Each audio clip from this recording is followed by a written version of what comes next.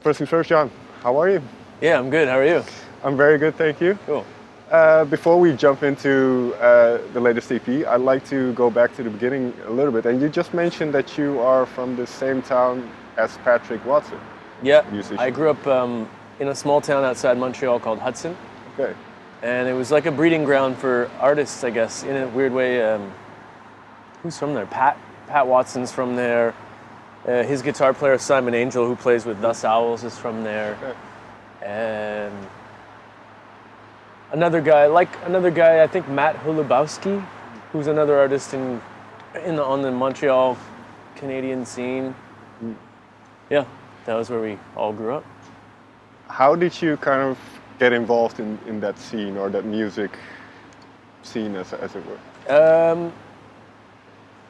I was actually just a musician at first, and I was like jumping around on projects and in studios, and I started to write songs, and then I just started to sing them. But I never considered myself a singer, and a frontman.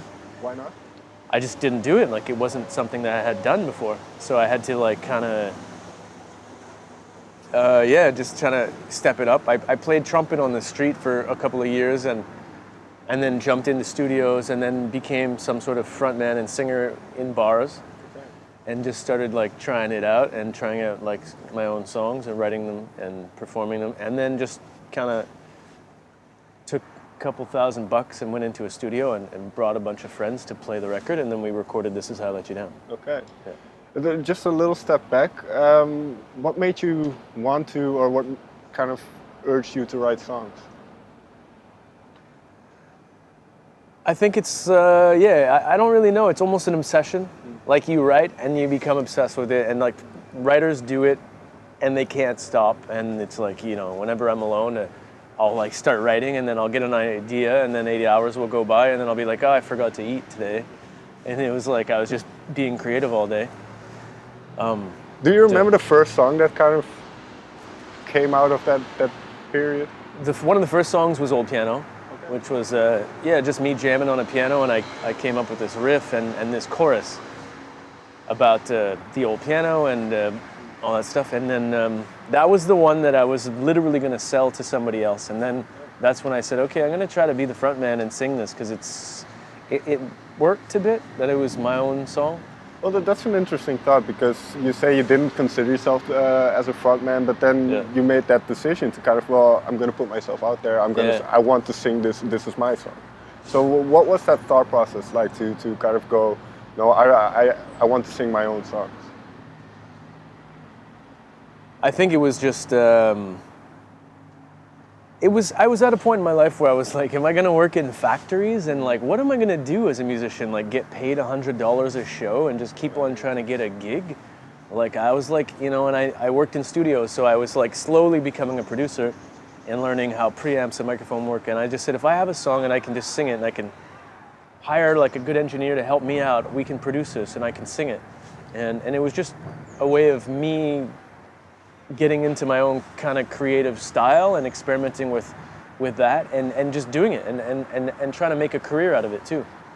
I guess as a producer or a musician, you're always kind of like under a frontman's wing and at the mercy of their availabilities and stuff like that. So this was just me kind of like saying, yeah, let's make something happen on our own. And it was like a step towards being a bit more vulnerable too, and just kind of like, hey, this is me, like you kind of have to do that as a frontman, and it can be scary. So I was intimidated at first, but what was it like the first show, for instance, kind of being that frontman? Do you remember that?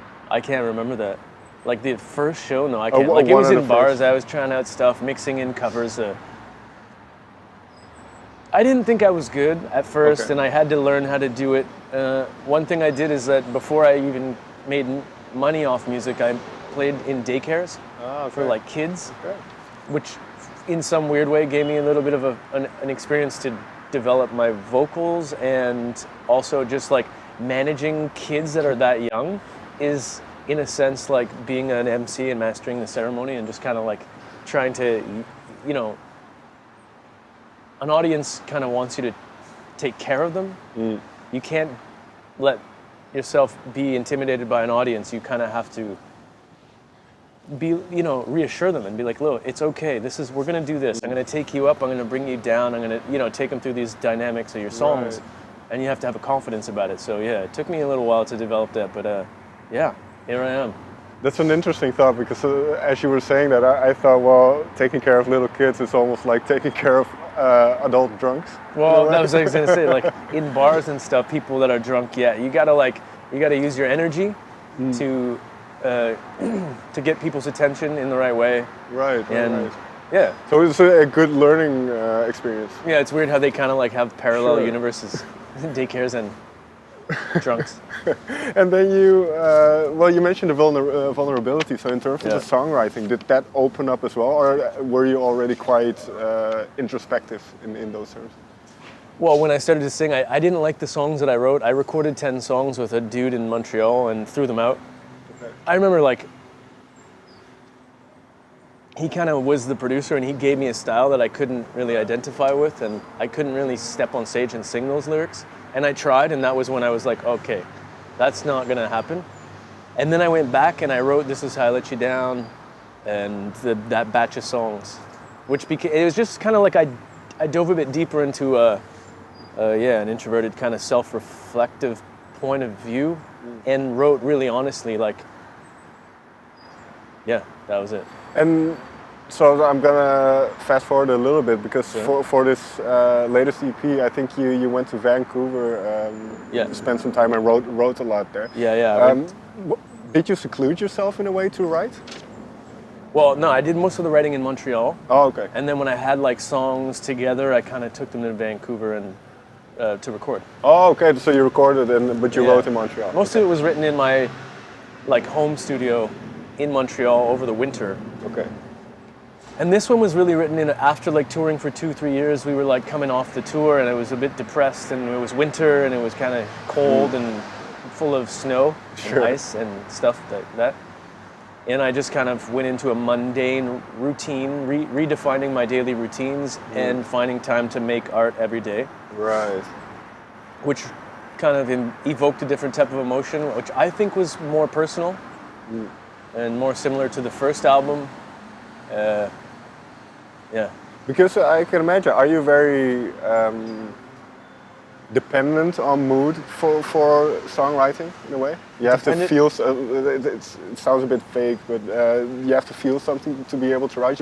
Yeah, for sure. You have to feel things in order to be alive. Well, because some artists say they see songwriting as a craft where they just have to hammer at it and then something will come out. But for you, it's more emotive in a way. Well, no, that's right. Okay. You have to hammer at it like a craft. Certain days nothing comes out. You can't force it. Right.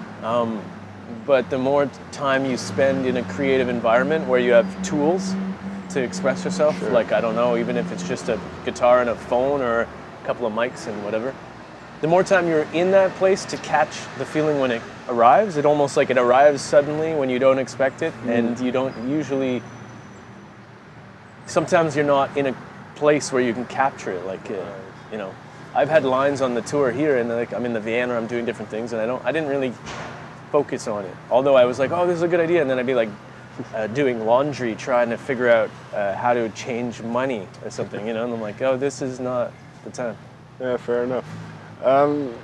In that sense, because you mentioned you were in kind of a dark headspace, or at least, what was the first song that came out of that kind of feeling? For the new EP? Right. What was the first one? I don't remember. There's one song called In Your Heart, which is on a follow-up EP to this one that's coming out. And that was one take. There was a few songs where it was one take, improvised lyrics and chords, and that was it. Okay. And that was it. And those are the special ones, to me at least. A couple of others, I've Been Here Before, that came out pretty early on and easily. And I know the last one, one of the last ones was Made It Up in Your Head. As we're going to Vancouver, it was I just kind of was hey, let me try this idea. And then that came out. Which to me is one of my favorites. Yeah. Sure. And when does that whole concept of that song come into fruition? Is that already before you even pick a guitar up? Do you already walk around with that idea of kind of? I think it was more lyric based, that song. Right. I was just riffing and like just picking the riff on the verses, and I said, I guess that I am a genius. It was like ironic, like saying stuff like that. I guess I'm a genius. Made it up in your head. Erased my past and my feelings. Like I started to say a couple of words that I liked, and I just went with it. And then I don't remember how it happened, but the chorus just fit perfectly. And I was like, oh, that's done. Because I think it's a very interesting notion in the sense that the stories that we tell ourselves or how we try to convince ourselves of certain all the truths. Time. That's all. We have a reason for every single thing we do. Trying to justify everything. Yeah. So what made you think of this kind of line of thought? I think about that all day long, every day. Well, that sounds a bit like heavy, but like I do like to see the poetic value of things, and I do think that it's good to be self-aware and to try to recognize the things that we make up. You know, we manipulate ourselves into thinking things. We want our girlfriends to be a certain way, or our partners to be a certain way, or our careers, or our lives, or our songs, and to the point where we're like manipulating our own brains to think it is. You know, like if I was walking around with a watermelon on my head, and I was sure that without that watermelon I am nothing. I need to have a watermelon on my head. Then, and for me, it's real because I believe it. Right. But you kind of like always, you can never really escape your inner voice, which is true. So eventually there's a voice that's going to be like, you have a watermelon on your head. It's on your head. You know, it's like you can't. So you can carry that burden for a long time, but eventually it cracks and you have to kind of let it go. Yeah, reality catches up. Yeah, it's just like the divine voice that's in, the voice of reason will always kind of realign you. Let me play devil's advocate a little bit. In terms of, for instance, a career like being a musician, which to some might seem risky. So is it in a way, especially early on, do you kind of have to, because you need confidence to be able to do what you do. So do you kind of need to convince yourself that you can do it at first? That's fake confidence. Okay. That's like wearing a watermelon on your head. Fair enough. But I'm trying to get rid of that as an individual. Like, get rid of fake confidence. Be confident because I am a human being. Right. I'm really here right now. I'm talking to you. Like, I'm not gonna like put on my interview voice and try to do the interview. Like, I'm not acting the role of myself in life. Sure. No, and I'm learning to try to just be authentic, which is true confidence, which is almost like a vulnerability that is, at the same time, a confidence. Sure, but I can imagine that especially when people are younger, it might get them through the door, or it might get that fake confidence might get them through the door. Yeah, it'll haunt you later on, though. No, that's true. It's that's like very true. You know what I mean? That's the thing. That's what the song's about. Is like now you're haunted by the things you said, you know. But you had your reasons, you know, and we all had them. Sure. And we'll defend them. And if anybody usually threatens your reasons for being you'll defend them maliciously. So when did you come to this realization, in a sense? I've always read books along that path, along those type of lines. I don't have that many friends, and the friends that I do have I relate to on that level. So it's been a long time. Like ever since I was a kid in high school and stuff, I always was like kind of into that philosophic, spiritual kind of. Like letting go, opening up, being vulnerable, being truthful. People that are now like the whole wellness and wellness trend and yoga freaks, and you know everybody's pretty much saying the same thing. And now it's a bit of a fashion, but right. But so in that sense, does a lot of that work influence your work? Like for instance. Reading certain philosophical texts, does that influence how you not only approach this music business? Well, it influences who I am as a person, so therefore, yeah. Sure. Yeah, fair enough. That makes sense. There's one other song that I want to kind of delve into a little bit more, which is If I Knew. Because it's sonically a little bit different than the other side. Yeah. If I Knew. If I Knew. So that little line, just that little line, if I knew, when did that occur to you? Or do you remember where that kind of... Again, that song was a straight up improv. Okay. And we went into studio and we tried to because it's not really to a beat. There's no BPM for that song, so it was just like a floating tempo that I created based on a feeling, and all the lyrics just came out in one live performance with a synth on this Prophet synth that I have, and it's kind of like saying I don't know. If I did, if I knew, that'd be great, but I don't. And that song is just about saying different things on how I felt that day. But yeah, the whole EP is based around that that theme of being balancing out the ideals and the ideas that we like to create about ourselves and our lives versus what really is in our hearts, and learning how to accept it, right, and not confine ourselves and our lives to this path that we'd like to think we deserve or we want. It's the ego, it's selfish. It's I want my life to be like this and these things have to happen like this. And the more you want that, the more you're unhappy, and everybody's taking depression pills and going to see their doctors looking for quick ways out. But the whole theme of the EP kind of went that way in a very hopeful way. Now, it could sound like... Well, I was going to ask, because it's very relatable in a way, people think about that, at least to me it is. What have you heard from fans and people that listen to your music about this EP? Have you noticed kind of a different understanding? I think, I don't know, even the way I'm performing the songs, I got a lot of messages on this tour about people were the connection is really strong, right, and people are thanking us for that in shows, and yeah, I think the reception is pretty honest. I haven't had any maybe, I don't know, I didn't dig into the reception actually that much, but I think in general it's honest, and from the comments that I've gotten, yeah, people are relating. I think everybody relates.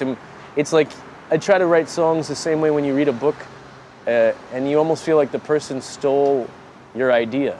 Or there's a line where you're how did he know what I was thinking, And I think if you write from a place that's less selfless, you tap into feelings that are more universal, and then you can kind of connect with people on that level. Right. And I think it's important because the world's getting a bit more fragile mentally and emotionally, so I'm trying to give something instill a bit of confidence to art. Yeah, so am I. It's okay. Right. We all are. It's not, Who were the artists as you were growing up who kind of had this effect on you? Maybe who kind of when you heard them, it's well, I mean, this is exactly what I was lyrically, thinking. it would be guys like Bob Dylan, even Johnny Cash. There's one love song that we play live, "If You Could Read My Mind," by what's his name? Gordon Lightfoot. Sorry. Yeah, Gordon Lightfoot. He's a Canadian folk singer. Okay. But they just wrote really honest, and yeah, they'd say the things that people might not want to say. But that was lyrically, and then I've always been very melodic, so I had this way of tying things into a very sweet kind of melodic side, where I have friends that are I look up to lyrically, but I think I'm way better than them melodically, so I just kind of fused both, and it became a bit, it was nice because it melodically it can apply to a broad scale, a broad spectrum of people, and it reaches a lot of age groups. Right. And then for the people that choose to kind of find the value of the lyrics and listen to words and stuff, it's still somewhat poignant. Right. That makes sense. Yeah. And you mentioned, there's another EP coming. So yeah. This EP, I suppose it's part of an ongoing process, but is it also kind of snapshot type things where this was occupying your mind more than maybe, and then now but this else? was we recorded a bunch of songs in Vancouver that I had. I don't know, 12, 13 songs or something. Okay. And then we divided it up. We put out the first 5 songs, and the 2 EPs kind of have a similar theme. Okay. They were like you said, they're a snapshot of a moment in time. They were all recorded in BC. Right. And they kind of come together as an album, so it'll be 2 EPs that come together to kind of balance it out. And the second EP is called In Your Heart. Okay. So that'll come out in February. And we just released the first song, Anything for Love, and then there's a couple more songs coming out in the next few months. And well, you say it's all kind of about the same time, but what do you hope that people will hear in the second EP, in the second half of what will be an album?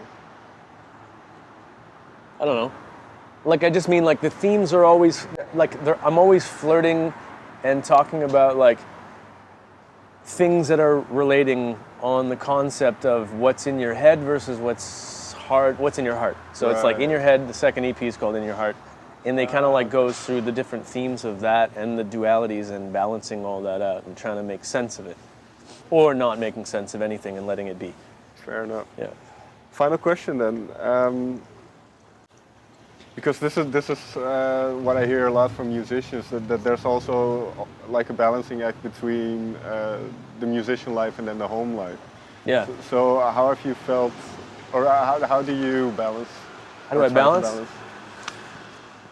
I think. Is there a distinction for you? Yeah, I think it's important to have daily routines, play sports, do things, have groups of friends, try to be, you know what I mean? Your family becomes super important. Your sense of home becomes super important. Yeah, that's super important for artists. Because one thing I hear is that obviously touring and everything that goes with it requires quite a bit of time, and so you have to make concessions. So how do you kind of deal with those guys? Because just to give an example, I've heard people say, well, you miss birthdays, and then when you come home, your group of friends have kind of inside jokes that you've missed and that kind of stuff. So. Yeah, that wouldn't bother me. Okay. If it's a joke and they're just making jokes, that's cool. But if you actually feel like you're missing on things, then that sucks. Yeah, fair. I think for me, we don't, you know, there's like moments where it's intense, and I think all my friends understand, but you got to make efforts when you get home, and I think the hardest part is just redefining your daily routines, like cooking and eating and health habits and physical kind of exercise, and you know, it's like those small things kind of really define people. So if you like to play squash on Tuesday nights, you know, that's something I was trying to get back into when I was before this tour. It was just like balancing out a daily routine where I could, because some days we don't have anything to do. I'll call my friends. It's like Monday at 1:00. And they have something to do, and I'm like, I can just, right now I have nothing to do, and then I get really busy, and then I have nothing to do, and I have to create things to do. Right. So we all just go through life creating things to do to feel like we are okay. And then again, you create an EP or two, and you have an album, and you get wind up, you go in the spiral of touring, and then you come home, and you're like, bro, what has happened? Was that a dream? I don't know. Fair enough. Jon, thank you very much for your time. Thank you. Thank you.